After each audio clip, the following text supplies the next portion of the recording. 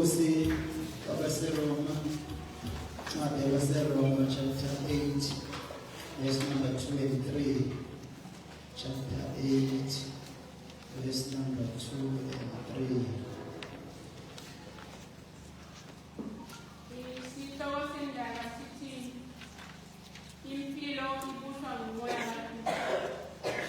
Verse number 2. Umthetho kaMoya Wokuphila obuKristu uJesu ungikhululile emthethweni wesono lokho. Phela lokho okwakwethulelwa umthetho ngokuba inyama yemvelo iwuthene amandla. uNkulunkulu wakwenza ngokuthumela indodana yakhe inesimo somzimba wesono kuze ibhekane ngqo nesono. Sinqobe kwesono enyameni. Siyabonga uNkulunkulu wethu izwi lakho ngalesi sikhathi Baba wethu ungcwele. Siyathandaza Nkosi ukulalela njengalokhu umoya ongcwele uzokhuluma phakathi kwethu ngalo. Selekelele Nkosi ukulonda kuze singone kuwe.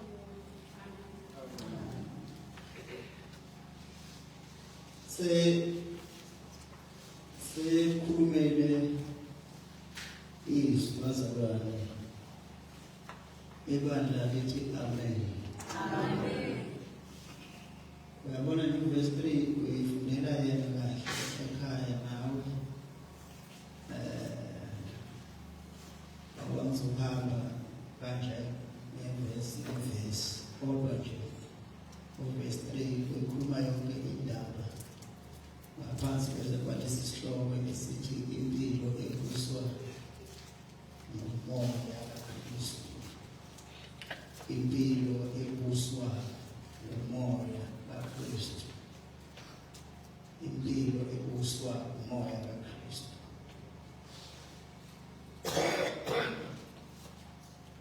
Umoya kaKristu uyayibusa impilo yomuntu.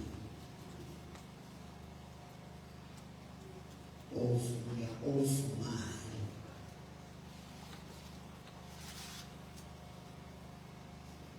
Umoya kaKristu asihlangani naye esontweni. Asikho isivuvu esizosizwa sithi nami umoya kaKristu esontweni usekhona. Kodwa impilo evumayo iyabuswa umoya kaKristu engekho ngaphakathi kumuntu esontweni. Ngoba lelo ubuswa umoya kaKristu into yokuzalana, into yekhona yemihla ngemihla. Haleluya. uKristu ayibusa impilo yokuzalana ngomoya wakhe imihla ngemihla. Ingakho verse number 3 eyiqeda kahle indaba ukuthi phela lokho okwahlula umthetho ngokuba inyama yemvelo ikuthene amandla. Umthetho,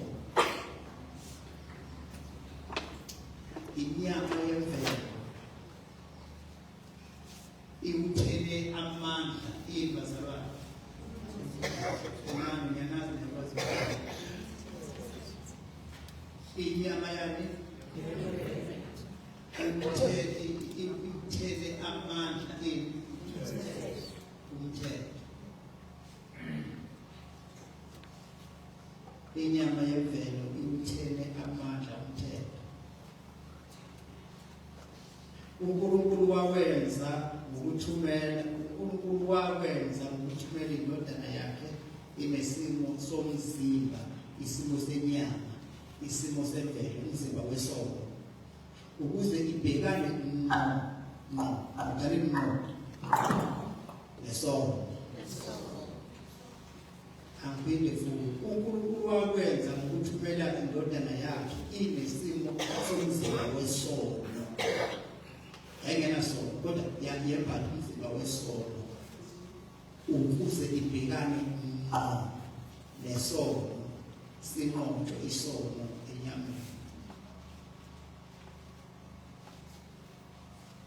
Inyama yemvelo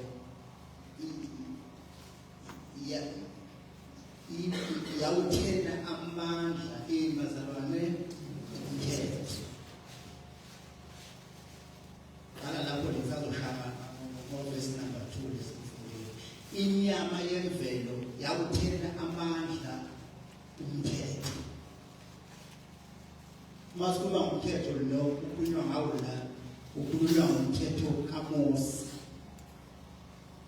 Ukuthi uNkulunkulu wathi uMosi akaphufukele entabeni yaseSinayi, okay, ayolanda khona ini umthetho.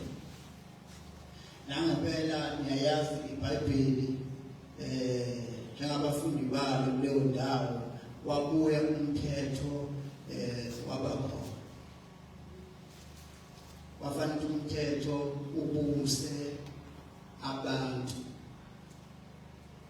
Kodwa uthi uPaul inyama yemvelo yawuthena amandla ini bantu. Lento ethi yawuthena angifuni ukukhuluma ngamazinyo. Amen. Kodwa lento ethi inyama yemvelo yawuthena umthetho, usho ukuthi inyama yemvelo yawenza umthetho wangabi namandla. Yale izandla ngisho ngeyakho.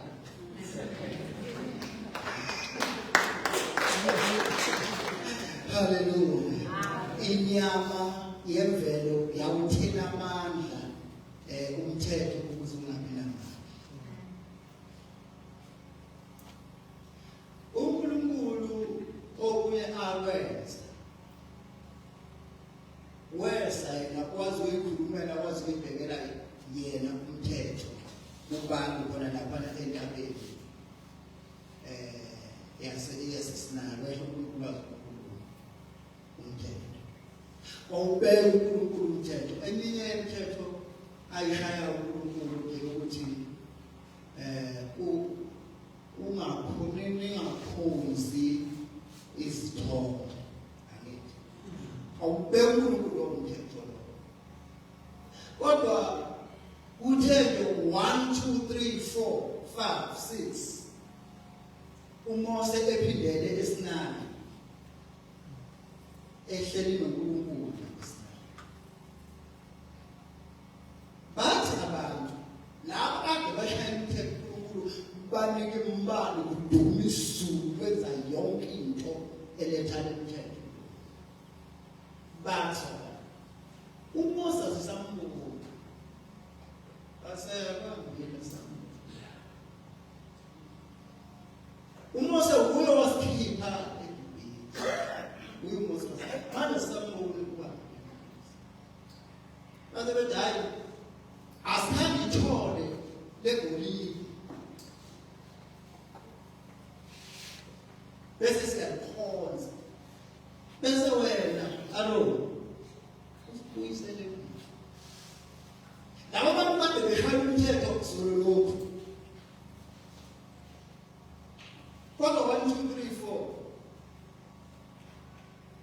yibo bantu abajikela umthetho, bephula umthetho, bakhonza ithole, bakhanda ithole, balikhonza isithombe esokutoba ngayibuzi baphela.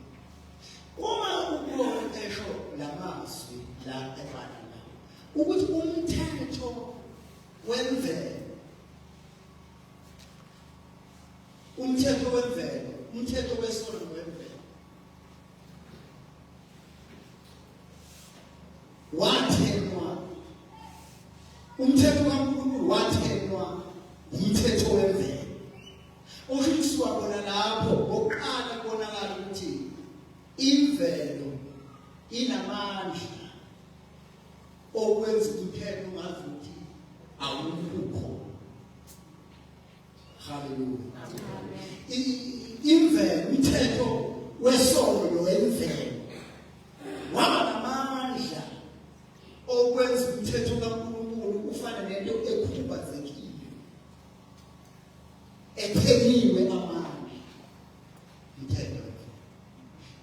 leli verse leli lisho nje khona lokho. Angiphinde ngokusuzuliswa kahle.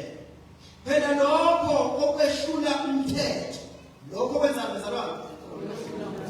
Ngokuba inyama yemvelo iwuthele amandla umthetho. uNkulunkulu wakwenza ukuthumela indodana yakhe inesimo somzimba wesono lo wemvelo ukuze ibhekane ngqo nesono sinqotshwe isono enyameni. Okusho ukuthi uNkulunkulu wathumela indodana yakhe yangena enyameni yesono, iphathi inyama yesono. Ngoba umthetho wathenwa yimvelo, inyama yomuntu. Manje uNkulunkulu kwafanele athume indodana yakhe ukuba yembathi inyama yemvelo ukuze izobhekana ngqo nalokho okwathena umthetho kaNkulunkulu wawenza waje ngento engenamandla. Waduma uJesu. Hallelujah. Hallelujah. Asibuyele kuverse number 2. Lithi iBhayibheli ngokuba umthetho kaMoya wokuphila okuKristu Jesu ungikhululile emthethweni wesono. Isingaki umthetho esibonayo manje? Come on class.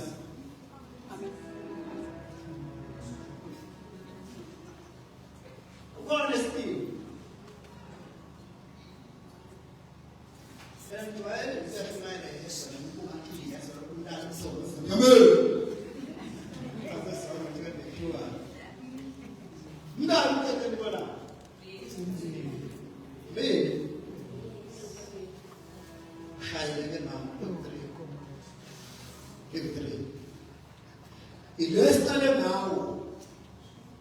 Verse number 3. Umthetho owathenwa. Angithi? Bese ke kuba nomthetho la verse number 2, umthetho kaMoya wokuphila. Hallelujah. Ebese lithi ke iBhayibheli uJesu Kristu usikhululile sengumthetho wesithathu emthethweni wesono nokufa. Hallelujah. Asithathe ke le embili siyeke lokuqala safundisa kaningi la kakhulu ngawo. Sithathe umthetho kaMoya nomthetho wesono nokufa. Umthetho kaMoya ophila nomthetho wesono nokufa. Uyabona izamba zokuhamba kokubili. Umthetho kaMoya wokuphila bese kuba futhi ngomunye umthetho wesono nani nokufa. Hallelujah. Ile mthetho emibili ekhona la mhlawumbe sizoyithinta namhlanje umthetho kaMoya.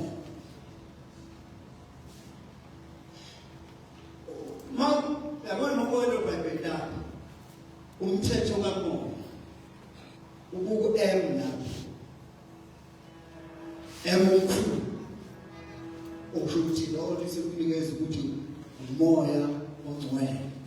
Uma iBhayibheli lakho nje lo omncane wobona uphethela amawashithaba ngoba abamhloniphi umoya ezimele emisini nendlela kaNkulunkulu iBhayibheli lakho mafuni small letter.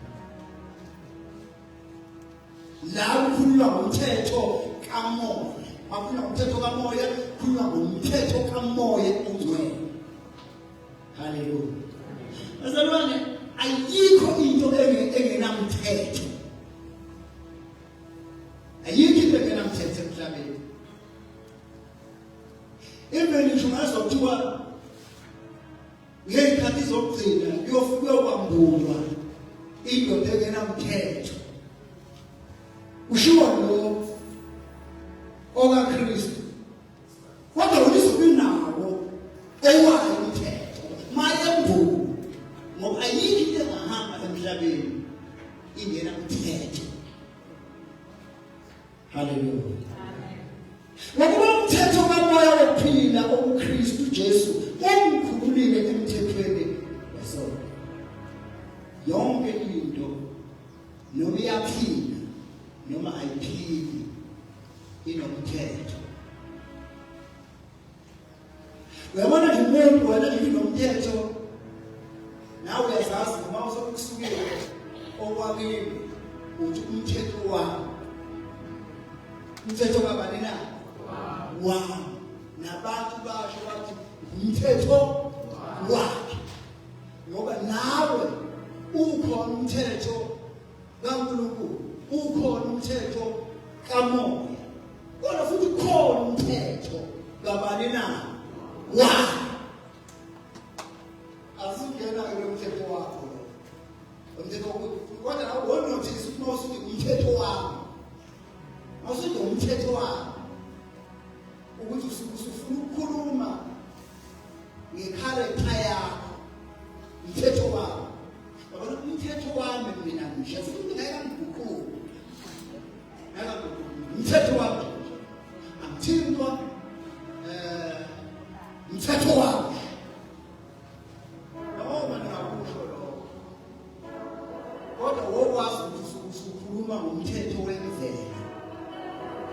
Ukuthi wena umuntu obuswa ngumthetho wemvelo yakho. Ngoba awusho umthetho kaMoya ukini. Kodwa uthi umthetho wakho. Yimvelo enomthetho wayo. Yini le verse number 30. Imvelo yomthetho wokuya yawuthenda umthetho kaNkulunkulu. Yawuphela manje umthetho kaNkulunkulu. Uma ke namanje useba umthetho wakho okhalambisayo. Ungakhalambisi umthetho kaMoya kaKristu okuyo. Kusho ukuthi umthetho kaMoya still uyaqhubeka uthela amandla ngomthetho wakho wemvelo. Yizwi lenkosi lebazalwane. Yizwi lenkosi le, yizwi lenkosi le. Phela kuthishela amazwi lenkosi bafowethu. Yizwi lenkosi. Yonke le umthetho ephila ngoba uma ngawe uyaphila nembuzi yonke ukuthi nemthetho ushuthi uyaphila. Kodwa futhi ngeke ngaphili inomthetho wayo. Uma uthenga imoto awuyithengi nje uhamba.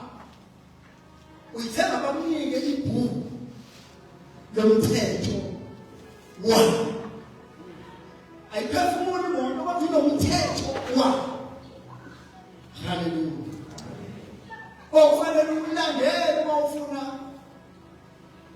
ukuphusha impilo isikhathi eside la emoto. Uma ulandele lo mthetho wemoto izophusha isikhashana esincane. Imoto. Uwe owenze uphusha isikhathi esifishane awulandelanga umthetho wayo. Ngokuba umthetho kaMoya wokuphila uKristu Jesu ungempilweni. Uma ke esho njalo kukhona. Usho ngoba bekunomthetho kuye wemvelo. Lo esekhulume ngawo. Okubenziwa nje, okungathintwa, okuthi thina babantshangase sinje. Uthi ukhona lo umthetho kaMoya ungikhululile emthethweni wesono ngokufa. Okusho ukuthi uma usuwamukele indodana kaNkulunkulu uKristu Jesu. Wamukele umoya ongcwele. Uma wamukele umoya ongcwele, wamukele nomthetho kaMoya ongcwele. Hallelujah. Manje ukuthi ke uphole umthetho kaMoya ongcwele. Umkhululile emthethweni wesono nomthetho ukufa. Right, lo mthetho kamina awuveli emthethweni kaMoya ongcwele okuyo. Uvela emthethweni wenyama ebusayo. Umuntu obuswa inyama ongabuswa umthetho kaMoya, njalo empilweni wakhe akapheli umina. Akapheli umina. Mina ngaziwa nje. Mina nemali yami esho noma eshadile. Eshadile nendoda impela nendoda ayisebenza. Kodwa mina nginemali yami. Mina ngiyamsiza njalo. Uma kufika lapho khona uthi khani mina wocabanga umthetho kaKristu okuwe uthela amandla ukuthi ungabusi. Uvumela lo mthetho wemvelo, lo mthetho wenyama, nomthetho wesono, nomthetho wokufa kube wona obusayo. Abantu banasithi uma bathi nje mina suka lo muntu lo. Phela kanti bangana kuwe. Kanti bangumniki lo. Ngoba awumazi azokwenza khona. Wathi nje angithi nasemali imali wathi imali yami. Ngiki distance enyanga ingani. Akhuluma zakhe ngale mali. Ngoba njengamanje akukhulumi umoya kaKristu. Kukhuluma umoya wesono nemvelo okuwe. Ngabe ngokwemvelo bafana abantu babashaka ngokwemvelo. Nawe uyasasibongo sakho nethakazelo zakho abafa abafele empini abantu bempi abantu babamina bafa abafele empini. Manje umzukulu mina ungawilanga qosho zikusho ukuthi ungawilanga qosho zibuku umfumo utade wethe sematitsho. Kodwa ukuthi sorry ukuthi ngeke distance.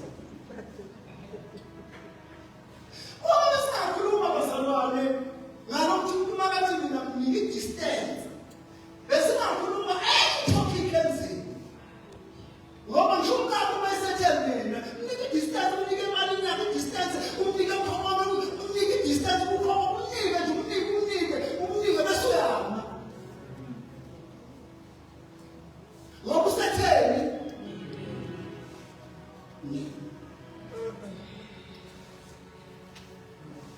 hallelujah.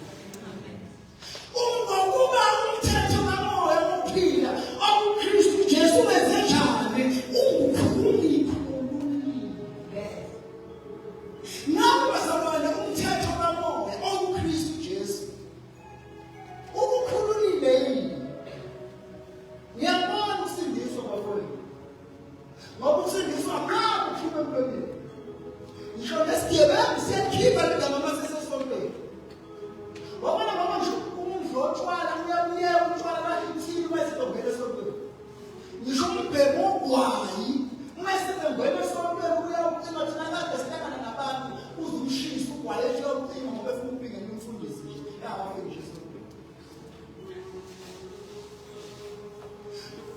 Lesigebengu siyasho singizindile. Uma siqeda kusho lokho sakufanele kubonakala ukubusa komthetho kaMoya empilweni yakhe. Kungabe sabonakala. Yini eyenza kungabonakali lensindiso yakhe ekhuluma ngomlomo? Ukufela komthetho wakhe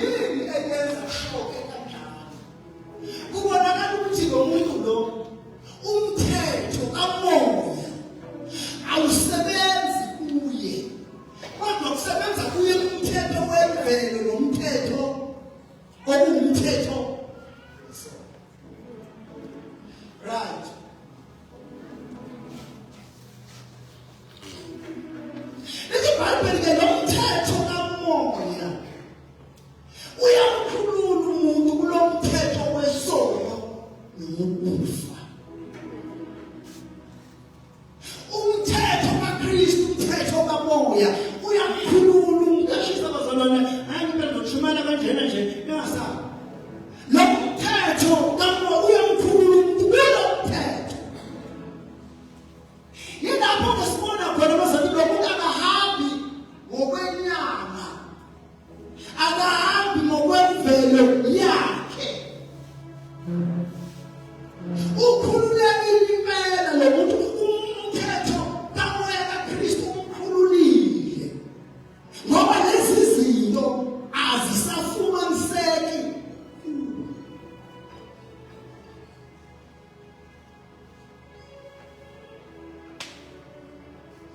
Hallelujah. Umthetho ngabazalwane uthi umthetho kaMoya wokuphila otholakala kuKristu Jesu nomthetho wesono nowemvelo wokufa. iBhayibheli lithi lingahambi bazalwane ngokwenyama kodwa hambani ngekukaMoya, hayi ngokwenyama. Ngoba ngapha ngokwenyama kuyobonakala imisebenzi yenyama bese kuyibala iBhayibheli ukutha ukufebe ukuphila leyo msebenzi ibonakala uma umuntu ehamba ngokomthetho wemvelo yenyama. Kodwa bese iy'thelo zikaMoya ongcwele zinguthula zinguthatho bale akusilula ukuthi kutholakale lezi thelo zikaMoya ongcwele kanti lo mzalwane akahambi ngomthetho kaMoya kaKristu okhona ngaphakathi kwakhe.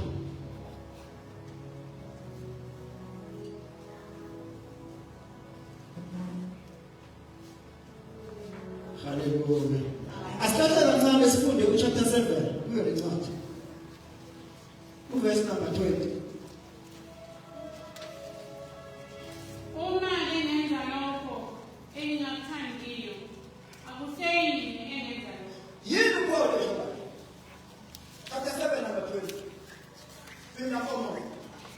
Uma engenza lokho engingakuthandiyo, akuseyini engenza lokho.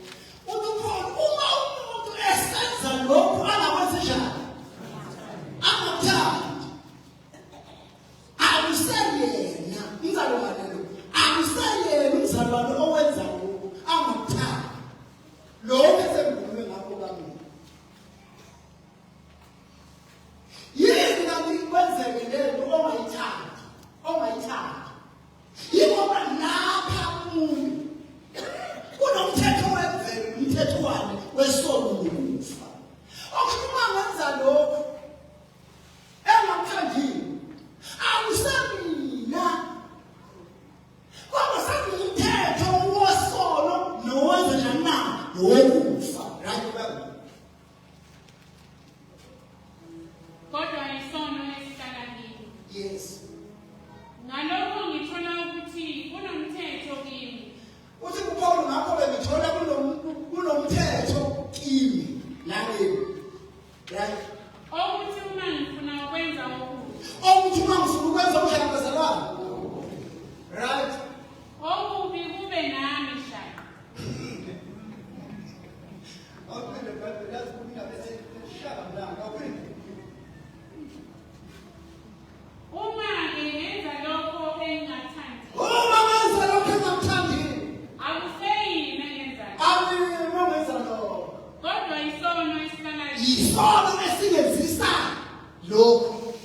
Ngalokho ngithola ukuthi kunomthetho kimi. Uthi esengiphansi kunomthetho kimi. Okuthi uma ngifuna ukwenza okubi, Uma ngifuna ungajo okubi kube nami shaya. kodwa umjolo ube namshaka.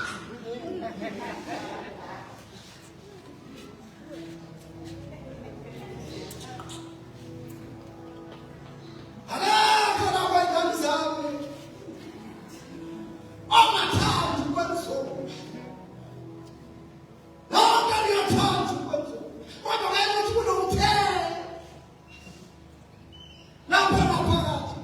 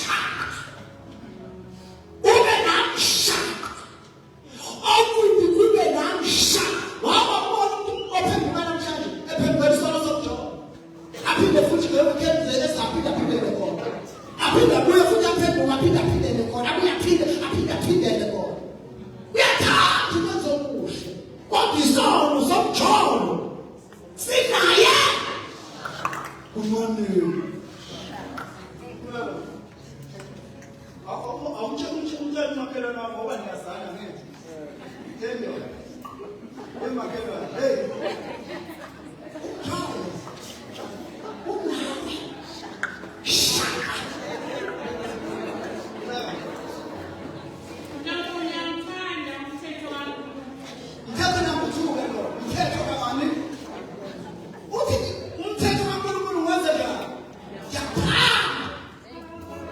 Right? Ngokomuntu ongaphakathi. Ngokomuntu wangaphakathi, nomuntu ngaphakathi othanda umthetho kaNkulunkulu. Right? Kodwa ngibona omunye umthetho ezithweni zami. Sakuthi ngibona omunye futhi umthetho langaphakathi kimi. Yeah. Olwayo nomthetho osengqondweni yami. Olwa nomthetho osengqondweni, olwa nomthetho kaMoya osengqondweni kabani na? Lapha ngaphakathi kwami ngibona omunye umthetho olwa nomthetho osengqondweni yami, ongumthetho kaMoya. Yingakho bazalwane umlobosho wakhe wathi uma umuntu esemhlabeni usempini ungakabi nabantu abangaphandle omakhelwane emsebenzini, amapholisa emsebenzini, ungakabi lapha kuwe kunemithetho emingaki mthu umthetho osengqondweni, umthetho wathi ukhona ngibona le mithetho iyabuza kunamagudu veyisi la ngaphakathi kwawo. Mthetho ngaphakathi ulwa nomthetho wayesenthi ujobumane mpela ukuthi bayisemhlabeni bazalwane ukuphi na sabeni.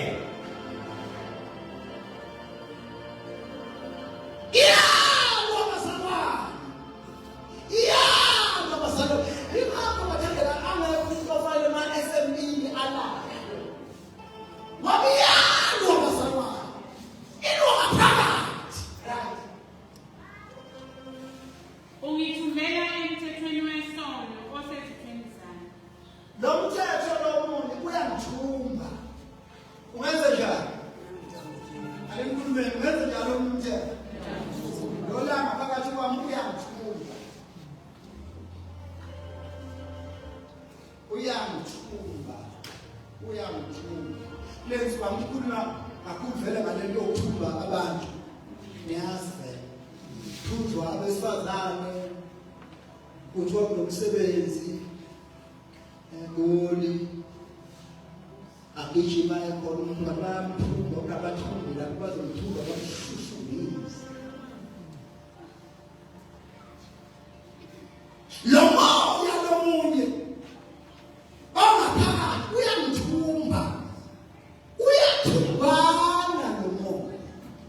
Lo munye umoya ongafanele siwulalele wenzana njazana wesono wathumba. Yabona basilapha nabantu abathunjile yilo mthetho. Ngisho ungakhuluma kanjani, ungakhuluma kanjani, bayezwa nje, bayezwa. Kodwa ngeke ukuthi bathunjiwe, abakwazi ukuphuma nabathunjelwe. Ngoba usuthunjiwe usho ukuthi intando yakho namandla akho nakho konke kwakho akusasebenzi. Nengqondo yakho ayisasebenzi. Sekusebenza ingqondo yalowo wenze njani na ongehlulile wakuthumba. Bazalwane uthe khona ezinye izinto okufanele ngabe asisayishumayeli esontweni. Engabasawabisi namagama azo esontweni. Kodwa manje ngeke kunalo umthetho wemvelo nowesono lokufa othumbayo, ongathumba abantu bephakathi ebandleni. Sisakhuluma ngalezi zinto esithi masikhuluma ngazo kungathi abantu bangafana amehlo noma bafane indlela bangezwa. Ngoba bathunjwa abantu bephakathi. Yini abagilisi bangabantu ababili na? Singabantu ababili ngoba khona abanakela umoya wengqondo, umoya kaKristu, umoya kaNkulunkulu okubi. Bese kuba nabantu abathunjiwe.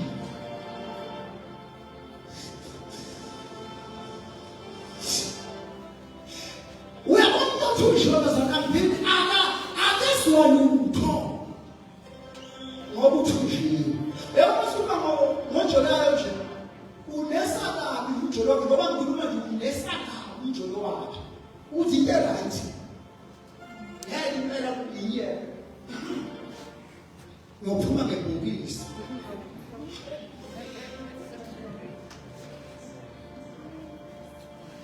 nohlabayo umakhula ngokuhleba uthi hawu nabeso uzumtshela nomthetho uthi nenkonzo ibike mnandi khuluma ngomlomo uthi inkonzo ibijani awusuyikhambi uqedile yini sawathunjwa yilo mthetho ngoba lo mthetho wenza la uthunjele khona lobo kubi bana uthunjele khona ube namandla phezu kwabo ukufukamela phela uma ulethe nje udayisa umzimba uyabona ungahambe nawo abayizayo kwamahera uzobatshela nje ukuthi imbi lento enyenzayo bangashaya futhi jika kuboshwe abantu kusukela abantu bezenzele ibhizinisi layo ngoba abantu bathunjiwe umuntu mayethunjiwe uyayifukamela into noma ngabe ukuba okudakanani obusenhliziyweni yakhe obusempilweni yakhe uyakwazi ukufukamela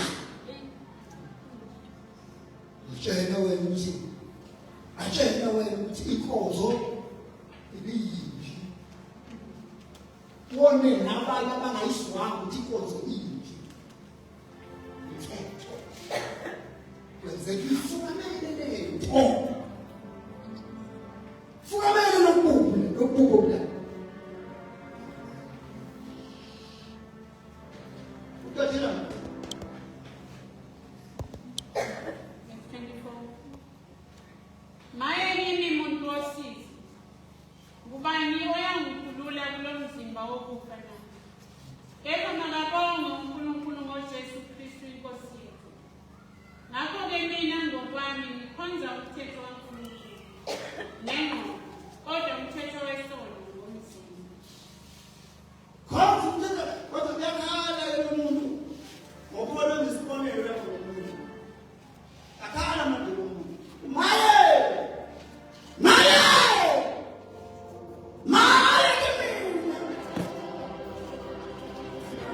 muntu wesono mphosisi engakukhona yini yomkhuluma kulo mthetho wesono lokufa ngoba manje ngithuka ngisakile ngiyabonga ngiyamthanda uKristu kodwa ngomthetho wenyama ongaphakathi nesono ngiyasithanda mayeki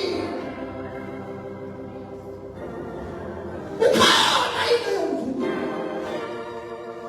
abeselethi impendulo uphole khona lapho athi nami uKristu awembathinya awuyona yathena manje umthetho kakhulu makabonga uJesu Kristu awasikhulula emthethweni wesono lokufa uyabona asiyinto eyenzeka mzukwane kodwa yinto okufanele yenzeke njalo uthi ngiyambonga uJesu awukhululayo emthethweni wesono lokufa ngoba lento yalo lapha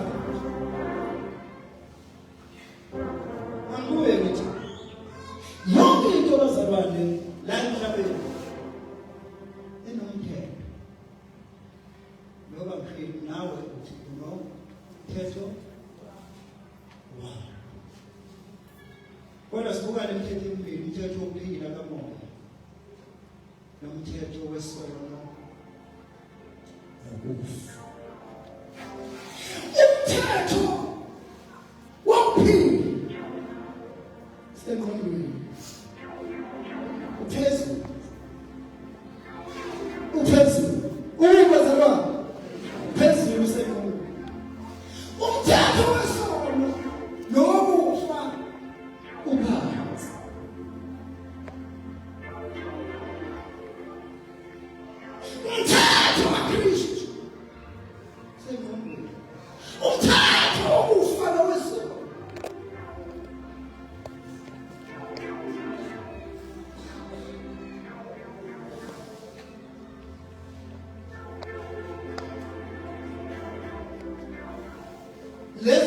ukuthi-ke zenze njani le mithetho iyame.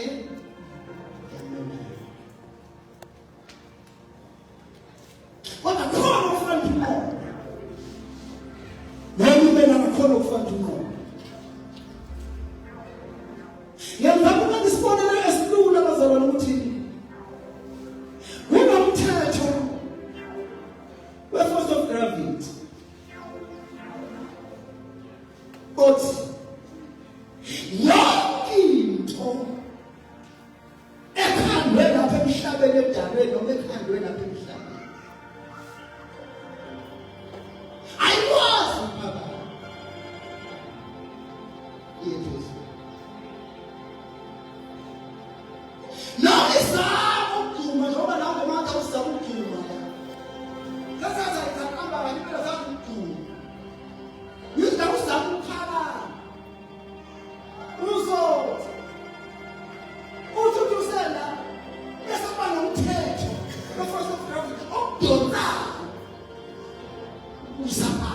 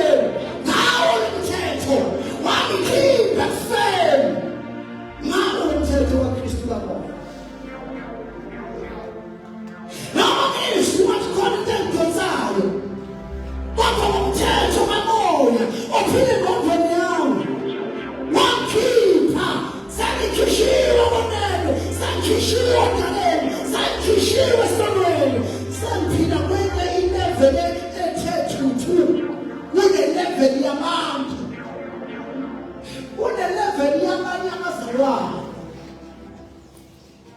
ngoba ngithe abantu basahlulwa yilo mthetho. Bazalwane, lento yokugcwaliswa ngamandla kaMoya oNgcwele awusho uNkulunkulu yini ukubona ukuthi isayini ukugcwaliswa kwabantu. Yinto ya-everyday lento yokugcwaliswa ngamandla kaMoya oNgcwele. Uma amandla kaMoya oNgcwele egcwalisa la engqondweni yakho, azi ukuthi ukhona ukuphila ngomthetho kaMoya. Uwehlulekiswe ngesikhathi ukhona uphila ngomthetho kaMoya, uvumela uMoya oNgcwele agcwalise ngamandla akhe. Lo mthetho lo omunye uyehluleka ukubusa nokucontrol. Bese ziyaphuma lezi zinto zamina nobani esengikhulume ngazo.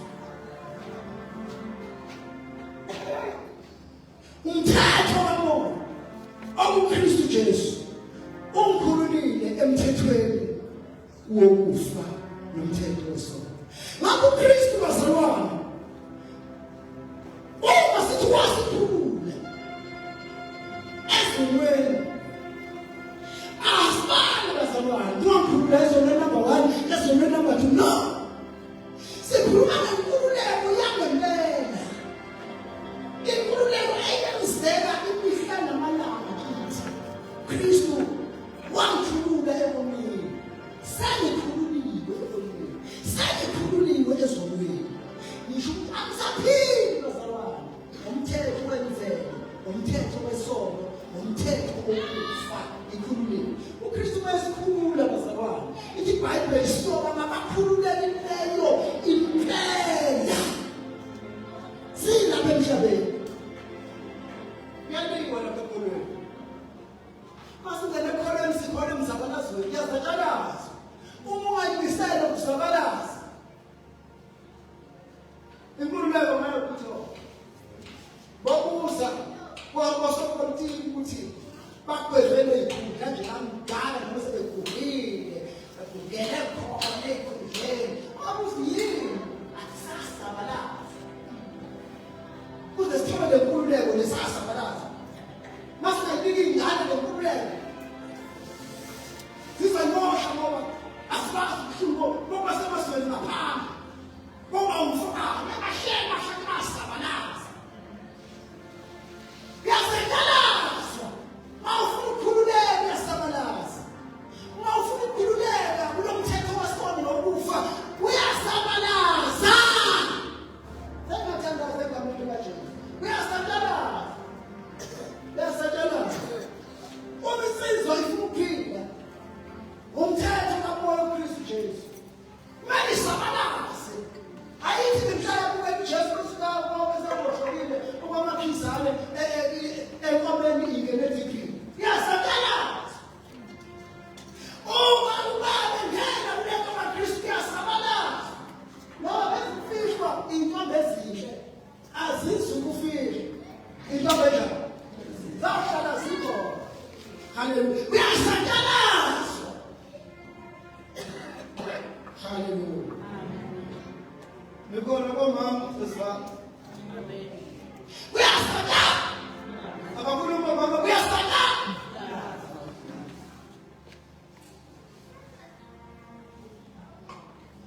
Mama, wahlala ikhumbula njalo ukuthi umyeni wakho wathola umdlalo. Hlala ukhumbula njalo, hlala ukhumbula njalo senabayeni, hlala ukhumbula njalo. Hlala ukhumbula. Hlala ukhumbula. Kulo masikithi hlala ukhumbula.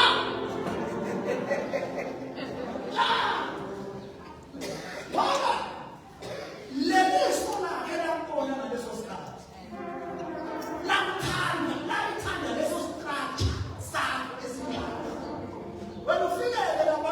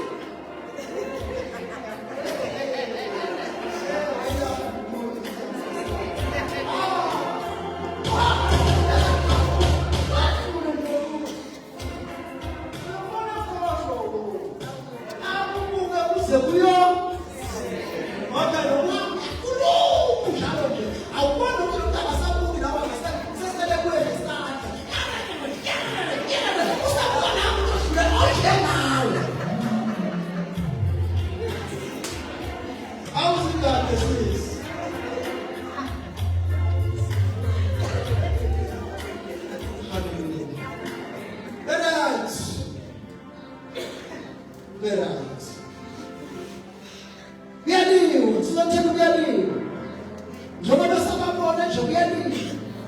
Mantombazana kuyaliwa. Ukuze uyifoloniya likaJesu kuyaliwa. Sempini lwana ngoba kuyaliwa. Mawafuna ukuba sempini umenze ekholweni. Akuyona abantu abafuna umthoko, abantu abakhulu umthoko, nabantu abazokhulu umthoko. Yinto kuyamasosha. Ahlomelani ingane zabo ezincane esikolweni. Ngathi singamasosha, sosha singamasosha. Kusempini kuyaliwa. Unomthetho emini ephila lapha ngaphakathi. Asithombise ngakho. Liphilile kuNkulunkulu. Linamandla. Laphefumulelwa wuye emaphakadeni. Ukuze ezomletha umuntu phambi kwakhe engenakho ukusoneka. Baba siyabonga uNkulunkulu etshona amandla wonke egameni likaJesu Kristu ukuthi singenile kuleli butho likaKristu njengamasosha akhe. Sithe muva siyaphambili asimi futhi asizukuma kodwa sizoqhubeka. Silalela umholi wethu osekhondweni osibusayo. Siyazinikela kuwe Nkosi usuku nosuku. Umthetho kaKristu, umthetho kaMoya, ube uyena othatha indawo ethatha amandla, othatha icontrol empilweni yethu. Ukuze sihambe siqhubeke phambili siveze izithelo ezifanele ukuphenduka. Siyathandaza egameni likaJesu waseNazaretha ukuthi yithi laba uNkulunkulu wethu ngokwehluleka endleleni esesifukamela izinto ezisehlulile. Baba wethu ongcwele sime ngazo naphambi kwabantu. Sifisa ukuba ngabe saziwa ngazo. Siyathandaza egameni likaJesu. Senzele inceba yakho uNkulunkulu wethu namandla wonke. Ifinyelele nalapho uNkulunkulu wethu ongcwele siqashe khona. Ifinyelele nalapho sithunjelwe khona. uNkulunkulu wethu ongcwele siqabule. Baba wethu namandla wonke siphume kulawo makhamandela. Siphume kulawo makhetako. Siphume kulezo ngopho kulapho zaNkosi. Baba egameni likaJesu waseNazaretha siphume siphila. uNkulunkulu wethu namandla wonke siyathandaza egameni likaJesu waseNazaretha. Sesaziwa ngezinto futhi ngabe saziwa ngazo. uNkulunkulu wethu ngenxa yokulalela umthetho wesono nokufa. uNkulunkulu wethu ungcwele isiphetho salo mthetho nokulalela lo mthetho ukufa. Siyabonga Baba wethu ungcwele sinikele esandleni sakho ukuphila kwethu. Isandla sethu uNkulunkulu wethu siyohlulela amasono. Siyasaba ukuhamba ngale ndlela masifulane nawo. Wena ukuphila kwethu uNkulunkulu wethu namandla wonke nasebili egameni likaJesu waseNazaretha. Senze siqonde sinqobe isono, sinqobe ukufa, sinqobe imvelo yethu esidonsa njalo esidonsela impilo. Egameni leNkosi yethu Jesu Kristu uMsindisi wethu. Inkosi yethu Jesu Kristu, thando kaNkulunkulu, hlangana kaMoya